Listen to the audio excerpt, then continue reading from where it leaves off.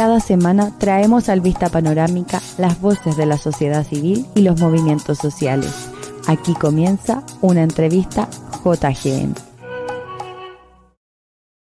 Brevemente, el día de mañana, 16 de mayo, se cumplen exactamente 2 años desde el estado de excepción en la región de la Araucanía y las provincias de Arauco y Biobío, decretado por el actual presidente de la República, Gabriel Boric. La militarización de la zona vendría a frenar los hechos de violencia en la zona. Sin embargo, son diversas las voces y testimonios que dan cuenta de la estigmatización y criminalización que hay en el lugar. Ya lo señaló el historiador Fernando Pairicán en el programa 32 Minutos. Abro y cito, dice, que mucho se habla de militarización, pero ¿qué sucede con los niños que están viviendo en este contexto? Tenemos en entrevista para hablar sobre este tema a Ana Yao. Así es. Dirigente mapuche. Así es, Ana Yao, histórica vocera de la agrupación ADMAPU y actual consejera nacional ante CONADI. ¿Cómo se encuentra, consejera? Hola, buenas. Hola, buenas tardes. ¿Nos escucha bien? Bien, con un poquito de frío por acá, por la zona de Purén. Purén. Allá sí, se soy de Purén. Bueno, antes de la entrevista me comentaba que ya no se encuentra en el cargo de vocera. No, porque ahora soy consejera nacional ante CONADI, electa por las comunidades. Electa por las comunidades. ¿Y cuál es la labor que usted realiza en el cargo de consejera nacional ante CONADI? Mira, la verdad es que son varios los temas. Dentro de la ley indígena 19.253 habla de que en el artículo 42 nuestras funciones que tendríamos que ver. En el fondo seríamos como un mini parlamento de los diferentes pueblos. Somos 8 consejeros electos desde Arica, bueno, Magallanes no tiene, por desgracia que no han salido electos, pero hay consejeros aymara, atacameño, rapanui, mapuche y mapuche bulliche. Esa es la representación que habla, es la única parte donde hay una participación de las comunidades mapuche a través de la ley indígena. Entiendo. Por aquí, Fernanda, me gustaría preguntarle, en su carrera como activista, ¿ha tenido la oportunidad de ver todo el espectro político, desde la dictadura hasta el fin de la concertación? ¿Qué balance hace de la administración del presidente Boric hasta este punto? Bueno, primero quiero decir que es primera vez que voy a dar como una entrevista relacionada con este gobierno del presidente Boric, ya que como me he venido un poco para Purén y he estado un poco lejos del tema más de la contingencia, eso no significa que no esté al tanto o tampoco tenga mi opinión. A mí se me dijo concretamente que un poco íbamos a ver con el tema de lo que pasaba con los 2 años de estado de excepción. Así es. Que el presidente Boric ha vuelto a, podemos decretar por ciertas temporadas. Este decreto nació bajo el gobierno de Piñera, si no me equivoco. Sí. Y ¿qué es lo que yo podría opinar frente a estos temas? La verdad es que, como bien dice, desde la dictadura hasta esta altura nosotros fuimos actores número 1 en los años 80 y 90, incluso dentro de la ley indígena también fui actora, fui la firmante del compromiso de Imperial el 89. Y en ese sentido podría tener como mi opinión que aquí existe una falta de voluntad política para trabajar el fondo de la temática o la problemática concretamente del pueblo mapuche, porque aquí en el pueblo mapuche, donde hoy día supuestamente existen la violencia, supuestamente existe terrorismo, supuestamente hay crimen organizado, un montón de temas. Creo que la demanda del pueblo mapuche no se puede catalogar con ese tipo de tipología que le han dado la clase política a nivel país. La demanda del pueblo mapuche no se va a resolver con seguridad policial, con más carabineros o con militares en cada uno de los territorios la demanda mapuche. Así Se va a resolver siempre y cuando el gobierno, independientemente del gobierno que esté, tenga la capacidad de abordar la demanda que se ha planteado no solamente durante estos 30 años de ley indígena, o 50 años o 40 años desde que vuelve la democracia, entre comillas, sino que este es una demanda de siglo, una demanda histórica, que el Estado perfectamente sabe porque el Estado ha sido responsable frente a este tipo de problemática que existe hoy día en nuestras comunidades mapuches. Así es, Ana, calculamos que es la vez número 44 que el presidente Boric ha prolongado el estado de excepción. ¿Están surtiendo efecto las excepciones constitucionales o son parches que esconden un mal manejo de la crisis? Yo creo que es no sé si es mal manejo o en el fondo es como una política del Estado. Yo podría decir que es una política casi del Estado de actuar de esta forma, porque, como digo, porque militarizando a los territorios y no siendo capaz de abordar el tema, eso a mí me hace de que no hay voluntad política para abrir y hablar de un diálogo verdadero, donde las diferentes expresiones del pueblo mapuche, porque ya podemos hablar que, si bien es cierto, quizás en los años 80 había una expresión o dos expresiones, claro, que en este caso donde se conoce que es la expresión de Almapo, donde yo nací como dirigente, pero hoy día hay diferentes expresiones políticas mapuche acá en nuestro territorio, en el Guaymapo, y pienso de que no hay que tenerle miedo a las diferentes opiniones y a las diferentes expresiones. Entonces, los diálogos deben construirse con todos los actores, pero esos diálogos deben ser sin la presencia de los militares en cada uno de los territorios, sin carabineros, sin policía me refiero, y sin represión, sin encarcelamiento, porque hoy día lo que vemos, la militarización sigue quizás en forma asolapada, pero más fuerte que antes, y el tema de los encarcelamientos no han parado, siguen los encarcelamientos. Entonces, si sigue existiendo esta política de miedo, porque yo lo veo de temor de parte del Estado, de parte del gobierno, ahí ya dentro a opinar frente a este gobierno, el temor que tiene para poder realmente propiciar este diálogo verdadero, este diálogo real, y donde finalmente se pueda llegar a un gran parlamento o un gran chagún, como podríamos decir nosotros, y donde el Estado esté dispuesto de abordar y decir, mire, ¿sabe qué? Sí, nosotros hemos cometido un error, hemos cometido nuestro error de invasión, o sea, por no decir territorial.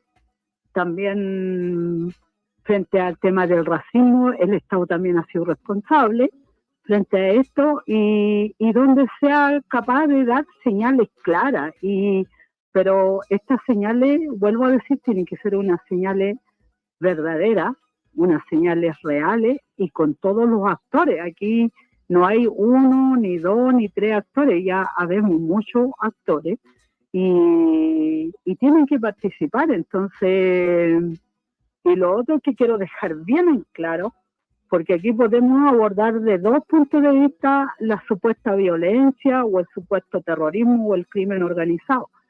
Me da la impresión, y en eso también responsabilizo a este gobierno, pensando, yo voté por este gobierno, hice campaña por este gobierno, en la cual ya se lo he dicho, que puedo pensar de que hoy día hay como que todo lo que tenemos cara de mapuche y todo lo que tenemos apellido mapuche, poco menos somos los responsables de la violencia.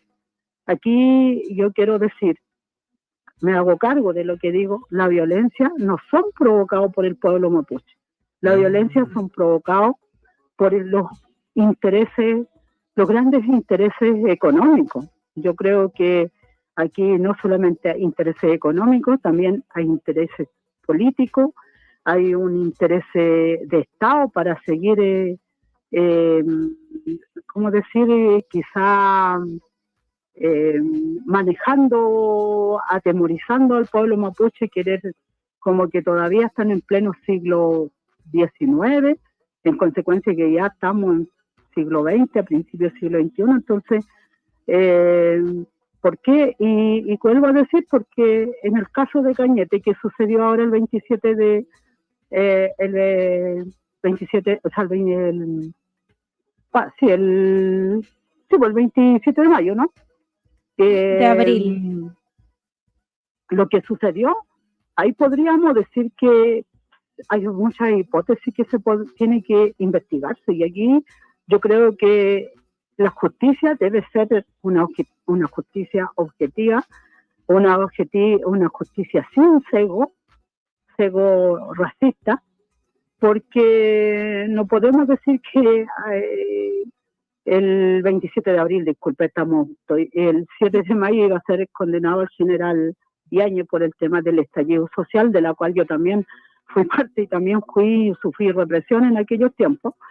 Entonces, no sé, hay que ver muchas hipótesis. Hay hipótesis de los empresarios forestales, que también hay que investigar, pero no inmediatamente se puede condenar a la causa mapuche o a los mapuches. Entonces, en ese sentido, yo miro de esa otra mirada el tema de la violencia.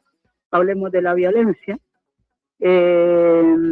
Las condenas ahí también en esos mismos días se dio, independiente que yo esté de acuerdo o no esté de acuerdo con lo que realiza Héctor Yaitul, pero la condena fue una condena realmente exagerada, ya, por decirlo menos, y eso no es una buena señal para un verdadero diálogo que quiera levantar este gobierno. Ayer creo que fue, ¿no?, lo que dijo el diputado Kaiser, si no me equivoco, el apellido, ¿no?, es medio complicado el nombre, donde dice de que tiene que desaparecer la CONADI como institución, donde él no le va a dar ni un peso más a la CONADI, y resulta que la ley indígena viene para reparar la deuda histórica que el Estado cometió con el pueblo mapuche.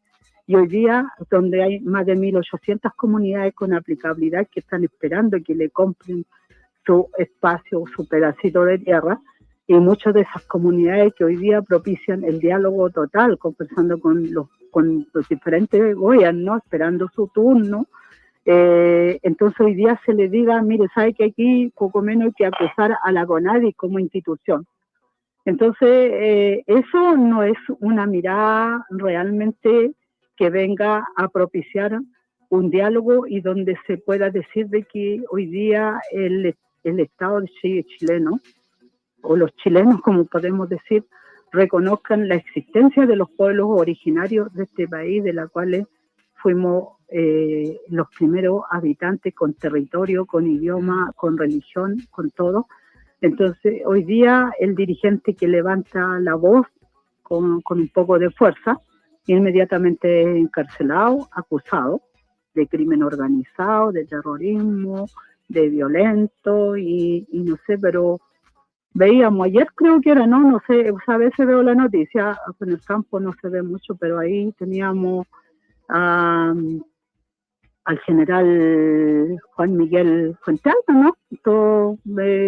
Es comandante del ejército ahí, imputado por delitos reiterados, de lavado de activos, y queda absuelto. Entonces yo digo, ¿cómo opera la justicia aquí?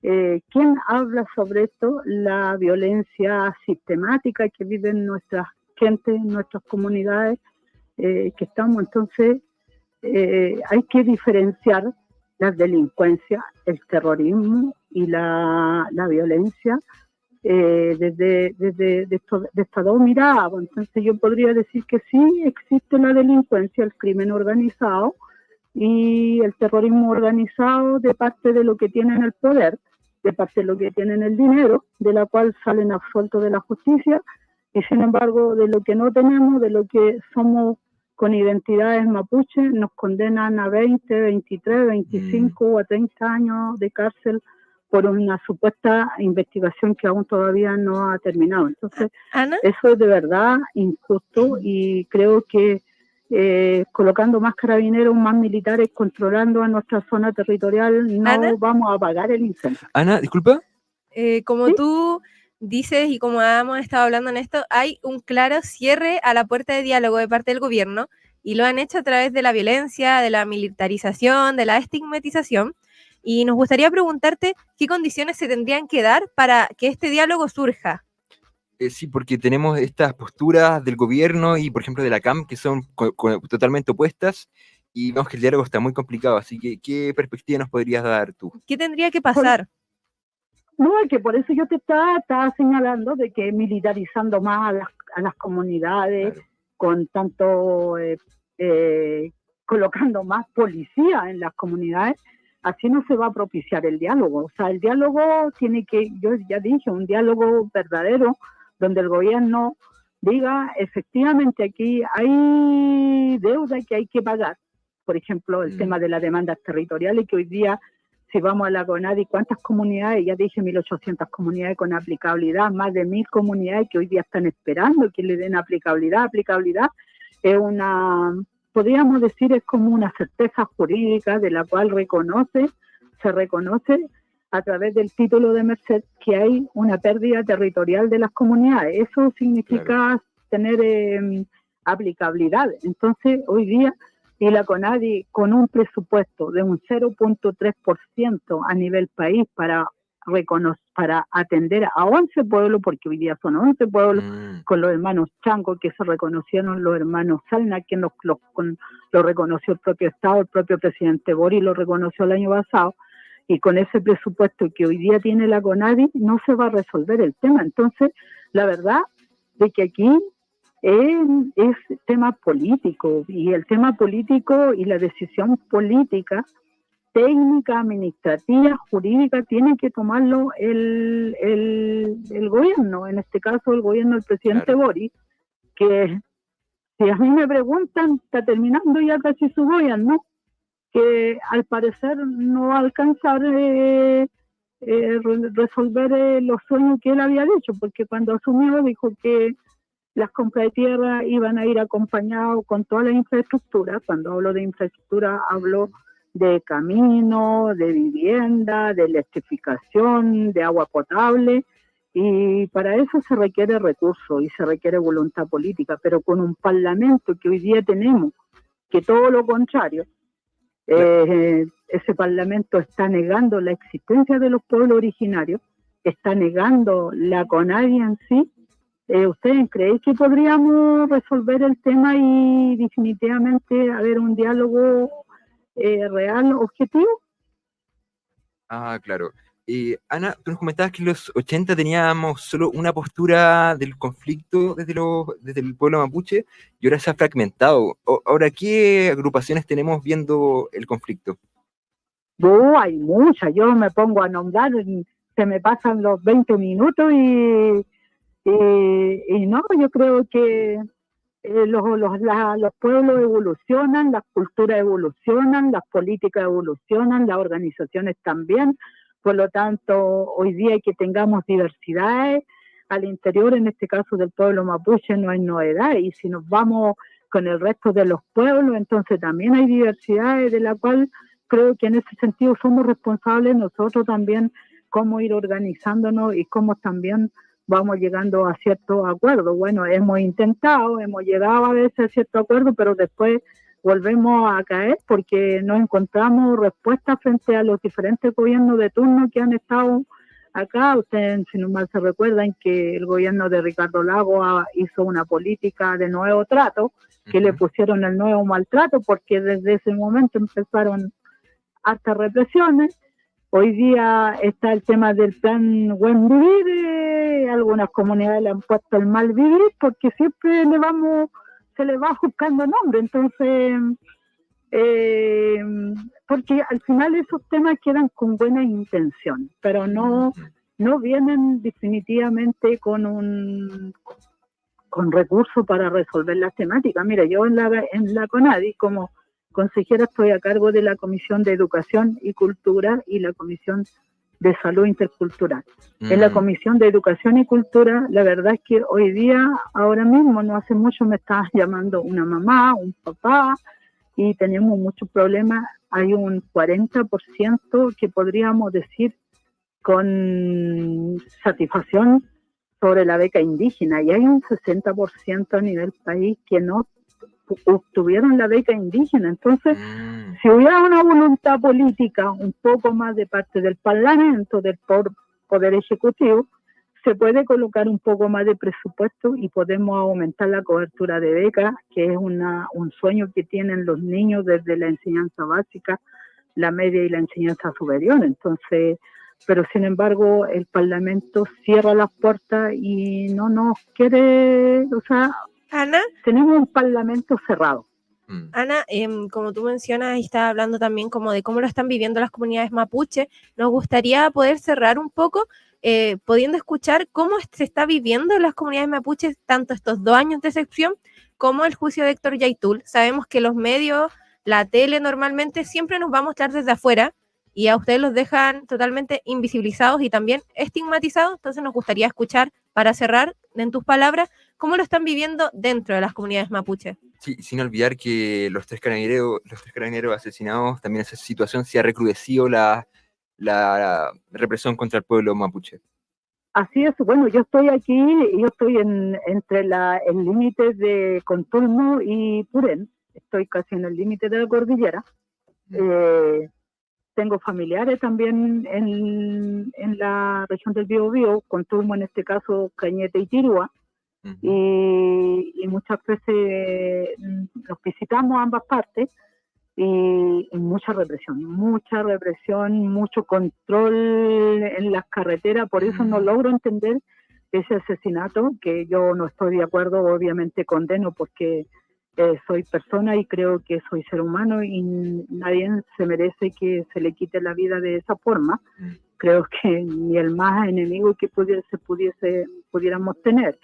No estoy de acuerdo, obviamente, pero habiendo tantos controles, habiendo tantos drones, habiendo tantas cámaras de seguridad, el sector de entre Cañete y Tirúa es donde yo creo que tienen, es el mismo caso de Ercilla y Collipulli, Victoria, donde tienen una amplia implementación las fuerzas policiales de todos estos aparatos tecnológicos, y suceda eso. Entonces es bien curioso, ¿no? Es como hay que abrir muchos signos de interrogación, pero hoy día lo están sufriendo las comunidades. A mí no hace mucho yo estoy yendo a ver Machi, por esos lados, a ir a Oscalagüen, medicina mapuche, y no hace mucho la Machi me llamaba y me decía de que no fuera porque su comunidad de ella en este momento estaba siendo vigilada y en algunos momentos fueron allanados también, y es una comunidad chiquitita, súper pacífica, una comunidad que no se mete prácticamente con nadie,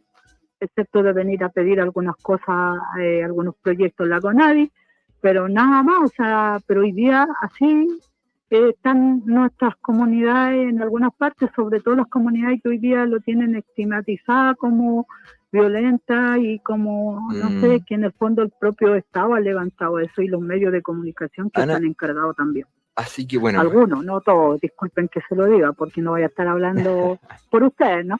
Claro, muchas gracias, Ana. Gracias por acompañarnos este miércoles.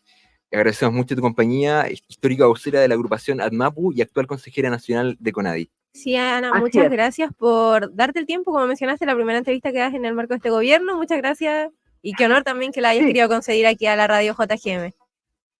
Gracias a ustedes, gracias por el espacio y que tengan buenas tardes. Tú igual. Saludos hasta Purén, provincia de Malleco.